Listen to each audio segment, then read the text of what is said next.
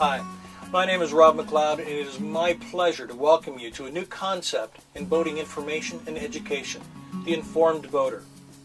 We're here aboard our 1981 CS-36 Traditional Sojourn, and the project that we've taken on this time is to take a look at replacing our electric bilge pump. It was an older pump, there were some problems with the installation, and we wanted to make sure it was right before we headed out this season. To help us take a look at the pump situation, we're going to meet Ted Grahame of Grahame Marine Services. Ted has decades of working with boats, both installation and maintenance, new boats and used, and we'll go through our pump installation, telling us what was right when it was first installed, but what doesn't meet current boating standards. And we will bring this installation up to standard. And then we'll meet Mike Polson of Mason's The Store in Port Credit, Ontario. Mike has decades of working with boaters to make sure they get the right pump for the right application. So he'll take a look at our pumping needs, proper hosing for that pump, electrical installation, float switch, and the three-way switch, which gives us some better use of the pump from the panel. I hope you enjoy this, and welcome to the Informed Boater.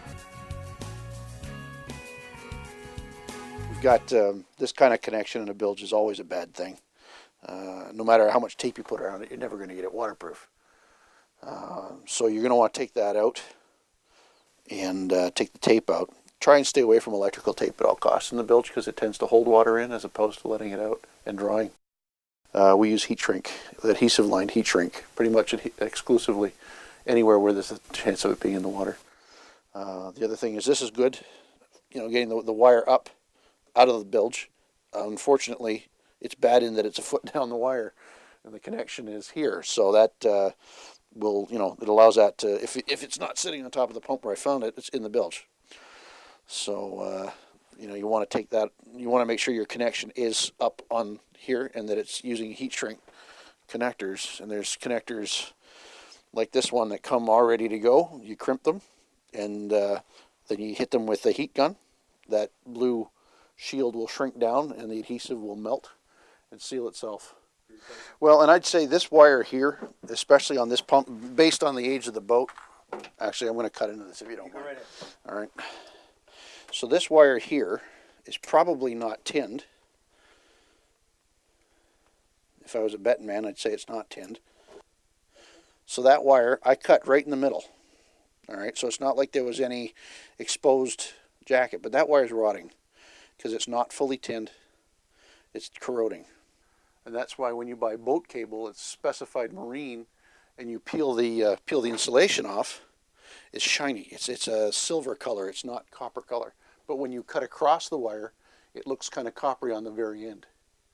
Okay, and it's critical because otherwise it will do this, and then over time resistance builds up, and then you get a fire.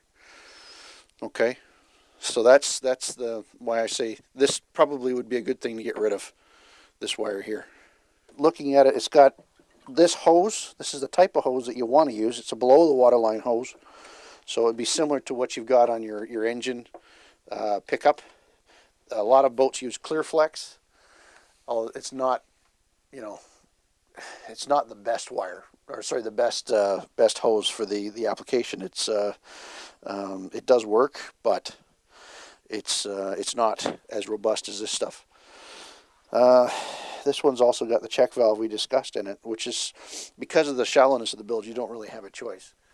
Because what you're going to get into is a cycling issue where water will go up in the hose, the pump shuts off, it comes back down, reactivates the pump, and it gets into this endless loop, which drives everybody nuts. There's not much you can do with this bilge. It's because of the depth. Do you recommend I replace the entire hose as well? I would.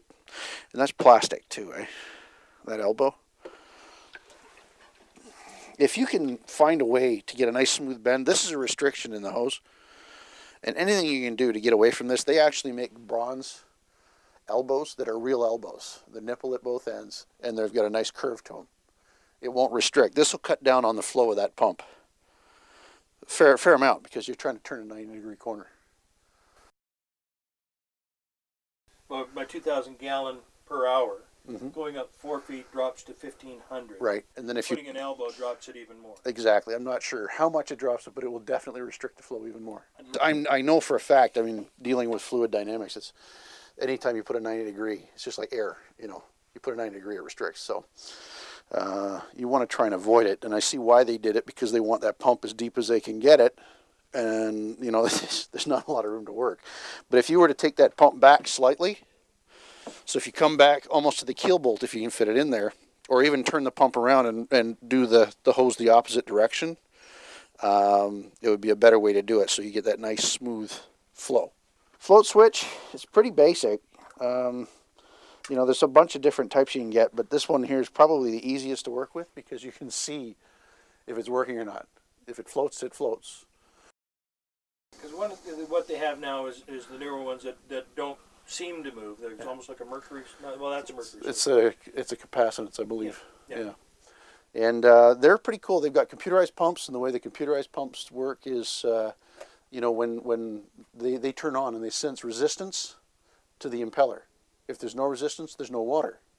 So they cycle every 30 seconds in the beginning, and they slow down to every minute or every 2 minutes.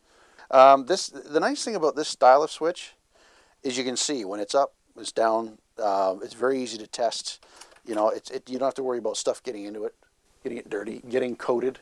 Oil tends to cause problems with capacitance, that sort of thing. And let's face it, oil ends up in your bilge at some point, whether it's motor oil or another type of oil. So these are nice because they're simple. You know, you can get housings to go over top of them. This bilge is relatively clean, so you don't have to worry about stuff falling on top of it, which is the downside to this switch.